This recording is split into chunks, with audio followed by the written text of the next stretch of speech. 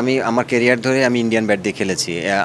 আমি এখন আমার নিজের কোম্পানি ব্যাট দিয়ে খেলছি। তো আমার কাছে কোনো কিছু ডিফারেন্স মনে হয় নাই। কারণ ওরাও যেখানে থেকে প্রোডাক্টটা নিয়ে আসে, আমরাও একই জায়গা থেকে নিয়ে আসি। শুধু ম্যানুফ্যাকচারিং ওদের দেশে হয়, আর এই ম্যানুফ্যাকচারিংটা আমাদের দেশে হচ্ছে। একই প্রসেসিংয়ে, একই সিস্টেমে সবকিছু একই রকম। ম্যাটেরিয়ালসগুলো যে জায়গা থেকে আনা হয় সবার, আমাদের একই জায়গা থেকে হচ্ছে। তা আমার মনে হয় যে কোয়ালিটির দিক থেকে এটা কোনো রকমভাবে কম হওয়ার কথা না। স্পোর্টসের জিনিস যেকোনো দেশের জন্যই অবশ্যই একটা বড় অবদান রাখে। কারণ আমাদের দেশে তো আসলে ব্যাট ম্যানুফ্যাকচারিং কোম্পানি নাই। তো আমি মনে করি যে এটা যদি আমরা প্রপার ওয়েতে করতে পারি, আমার মনে হয় যে বাংলাদেশের এখন প্রচুর ক্রিকেট খেলা হয় প্রফেশনালি, এবং টেপ টেনিস থেকে শুরু করে সব লেভেলে ক্রিকেট খেলা হয়। তারা খুব ইজিলি আমাদের প্রোডাক্টটা পেয়ে যাবে। ইতিমধ্যে আমি দেখেছি যে আমাদের ঢাকা শহরে বিভিন্ন জায়গায় আমাদের স্টিকার ব্যবহার করে আসলে আমাদের কোম্পানির নাম দিয়ে তারা ব্যবহার করছে টেপ টেনিস ব্যাট।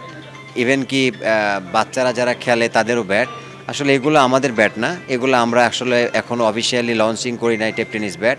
আমি বলেছি যে খুব শীঘ্রই আমাদের ব্যাট মার্কেটে আসবে, কারণ আমরা প্রপার ওয়েতে প্রসেসিং করে ব্যাটটা মার্কেটে নিয়ে আসা প্ল্যান করছি। তো এটা আপনারা প্রতারিত হবেন না যে বাইরের ব্যাট স্টিকার ব্যাট দেখে কিনে, এটা আমাদের প্রোডাক্ট না। আমাদের প্রোডাক্ট যখন আসবে ডেফিনেটলি আমি মার্কেটে এবং আমাদের ওয়েবসাইট থেকে আপনারা দেখতে পাবেন যে আমরা লঞ্চ করছি।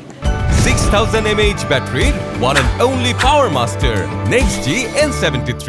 যে আমরা যখন শুরু করেছিলাম ঢাকাতে, যখন আমাদের গ্র্যান্ড ওপেনিং হয়েছিল এমকেএস এর, আলহামদুলিল্লাহ তারপরে আস্তে আস্তে আমরা চিটাগংয়ে দিয়েছি।